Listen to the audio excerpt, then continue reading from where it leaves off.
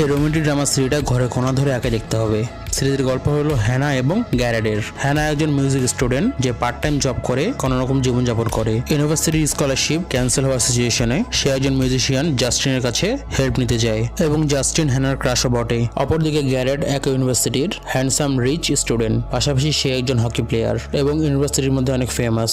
গ্যারেড পড়ালেখায় দুর্বল হওয়ায় তাকে সাহায্যের প্রয়োজন হয়। তখন হ্যানা এবং গ্যারেড একটা ডিল করে যে হ্যানা গ্যারেডকে পড়ালেখায় সাহায্য করবে এবং গ্যারেড হ্যানাকে সাহায্য করবে জাস্টিনের সাথে বন্ডিং তৈরি করার জন্য। এজন্য তারা ফেক রিলেশনশিপ তৈরি করার পরিকল্পনা করে। এখন তাদের এই পরিকল্পনা কিভাবে কাজ করে এবং তাদের রিলেশনশিপ এর মধ্যে কি কি সমস্যা হয় এবং তারা কিভাবে তাদের স্বপ্ন পূরণ করে, এই সব দেখানো হয়েছে এই সিরিজের মধ্যে।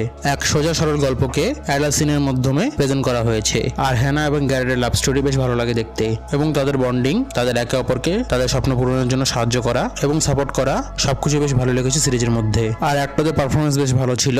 আর সিরিজের মধ্যে অ্যাকচুয়াল রিলেশনশিপ কেমন হওয়া দরকার সেটা দেখিয়েছে।